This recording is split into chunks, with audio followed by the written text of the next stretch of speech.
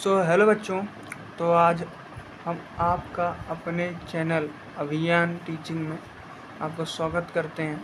ठीक है, अभियान टीचिंग में हम आप लोगों का स्वागत करते हैं। इसमें हम लोग 12th का सिलेबस कंटिन्यू करेंगे, बट 12th को जानने से पहले हम थोड़ा सा 11th का बेसिक लेकर चलेंगे। तो उस बेसिक के लेक्चर्स हैं ये, जिनका बेसिक तैयार हो वो लेक्चर को स्किप कर सकते हैं, बाद के लेक्चर उनके काम आएंगे। ठीक है, तो हम आज जो है हमारा मेन टॉपिक वो है सेट। ठीक है, तो हम सेट के ऊपर 3 से 4 लेक्चर लेकर आएंगे, जिससे आपका सेट बेसिक तैयार हो जाएगा। तो इसके बाद हमारा जो पहला चैप्टर है 12th का वो क्या है, रिलेशन एंड फंक्शन। ठीक है, ये है। तो रिलेशन एंड फंक्शन जो है वो सेट से को रिलेट करता है। ठीक है, तो इसीलिए हमको जो है सेट को पहले जानना पड़ेगा। इसीलिए हम सेट को जानने के लिए ये चैप्टर आप लोगों को बताएंगे। ठीक है, शुरू करते हैं। तो जैसे देखिए कि जो सेट होता है, सेट क्या है, a set is a well defined collection of object. अब भाई डिफिनीशन से तो हल्की फुल्की चीज़ें क्लियर नहीं हो पा रही हैं। ठीक, तो सेट का भूमिका होती क्या ना, सेट क्या होता है, तो सेट का मतलब क्या है, कोई भी ऐसी जो वेल डिफाइंड कलेक्शन हो किसी का ऑब्जेक्ट का। तो मतलब क्या, अगर हम मान लीजिए किसी से पूछते हैं कि भैया आपका फेवरेट क्या है, क्रिकेटर कौन सा है, सबका तो सेम नहीं आएगा ना। तो ऐसे जो होंगे स्टेटमेंट्स वो क्या होंगे, सेट नहीं कहलाएंगे। ठीक, जिसका आंसर सभी के लिए सेम हो उसे क्या कहेंगे, सेट कहेंगे। जिस तरीके से हम देख सकते हैं कि एक साल में कितने महीने होते हैं, 12 महीने होते हैं। तो ये क्या है, एक प्रकार का सेट है। इस सभी का आंसर लगभग सेम आएगा। ठीक है, तो देखते हैं। अब इसके बाद सेट तो आप लोग जान गए, सेट होता क्या है। अब सेट को रिप्रेजेंट 2 तरीके से करते हैं, तो उसको रिप्रेजेंटेशन हम पहले पढ़ लेते हैं। ठीक, तो रिप्रेजेंटेशन क्या हो देखते हैं। तो रिप्रेजेंटेशन ऑफ सेट्स के आगे क्या लिखा है, there are 2 methods of the representing a set. एक सेट को रिप्रेजेंट करने के लिए 2 मेथड होते हैं। पहला मेथड क्या है, रोस्टर और टेबुलर मेथड, जिसको हम क्या कहते हैं, रोस्टर और टेबुलर मेथड। इसी को हम क्या कहते हैं, लिस्टेड मेथड भी कहते हैं। ठीक है, तो देखते हैं अब क्या है। इन द रोस्टर फॉर्म में किसी भी एलिमेंट को हम क्या करेंगे, जैसे एक देख लो, 1 2 3 4। ठीक, ऐसा कर्ली ब्रैकेट रहेगा, कर्ली ब्रैकेट के अंदर में मेंबर रहेंगे, उसके जो एलिमेंट्स हैं उनको क्या कहते हैं इनमें, इसमें मेंबर कहते हैं, मेंबर ऑफ द सेट। ठीक है, तो वो कहते हैं, तो वो इसमें रहेंगे। ये क्या है, एक रोस्टर फॉर्म है। ठीक, सेट टेबुलर फॉर्म क्या होता है उसको देखते हैं। सेट बिल्डर इसको कह रहे हैं ना, सेट बिल्डर फॉर्म कहते हैं। सेट बिल्डर फॉर्म क्या कह रहा है, in the set builder form we list the property. जो है हम लिखते वही है, कर्ली ब्रैकेट में हमने शुरू किया, लेकिन क्या करेंगे, इसमें प्रॉपर्टी लिखेंगे। जैसे यक्स से रिलेट है, क्या है मतलब x square is greater than, is 1 greater than the x. ठीक है, ऐसा कुछ सेट हो जाएगा। ठीक, तो इस तरीके से रिलेट कराते हैं, बदलते रहते हैं। उसके मतलब प्रॉपर्टी यहाँ पर लिखी जाती है, वो क्या होता है, सेट बिल्डर फॉर्म में होता है। एक्स रेशियो एक्स के बाद उसकी प्रॉपर्टी लिखी होती है, कोई प्रॉपर्टी दिया रहेगा उसके ऊपर हम क्वेश्चन देखेंगे। ठीक है, सेट बिल्डर फॉर्म इस तरीके से होता है। आगे के चैप्टर्स में यही है। इस एक्सरसाइज 1.1 एक्सरसाइज में सेम इसी के ऊपर क्वेश्चंस होंगे। आप उसको जब लगाएंगे तो आपको ये बहुत बेहतरीन तरीके से समझ में आ जाएगा।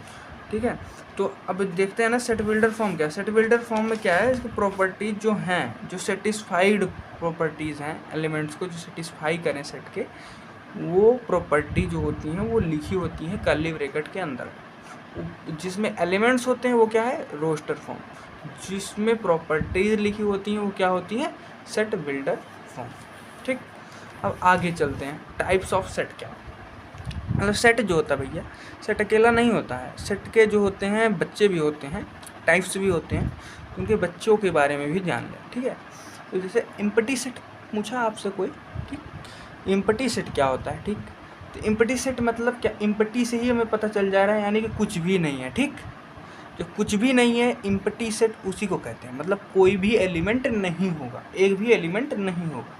एक भी एलिमेंट नहीं होगा तो क्या कहेंगे, एम्प्टी सेट। इसी को और एक क्या नाम देते हैं, वाइड सेट, ठीक। इसी को और एक नाम क्या कहते हैं, नल सेट, ठीक।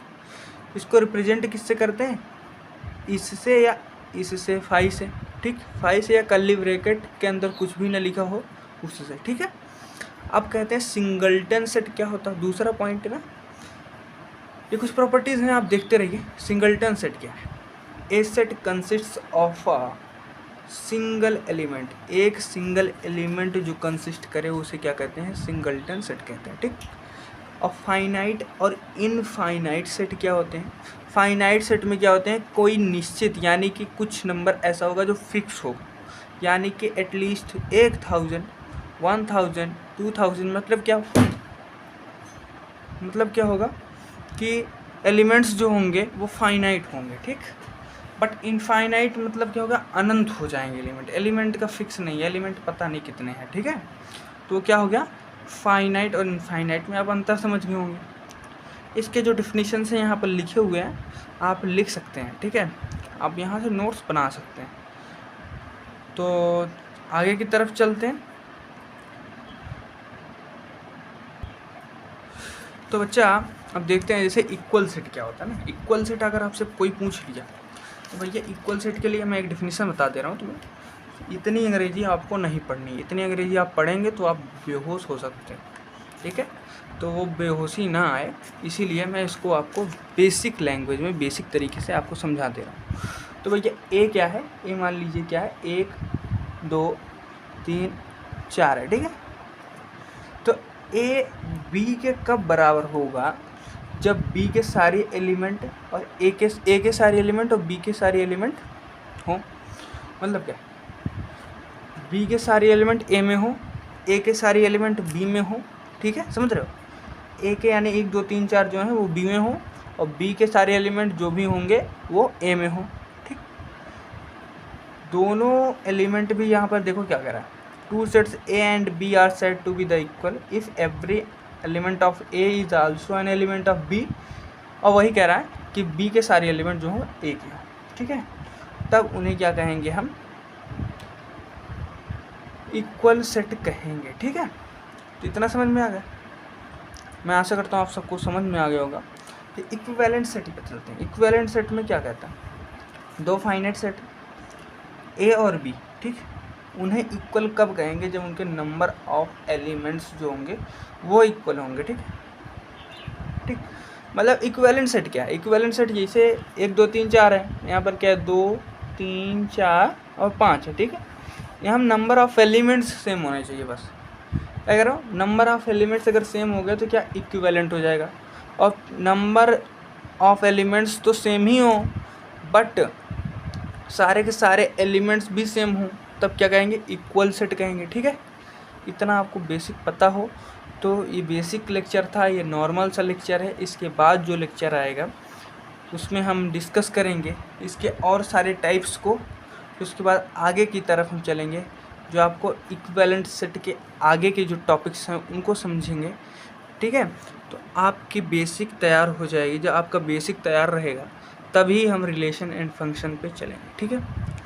तो मैं अनुमति चाहता हूँ कि मैं जाऊँ। धन्यवाद।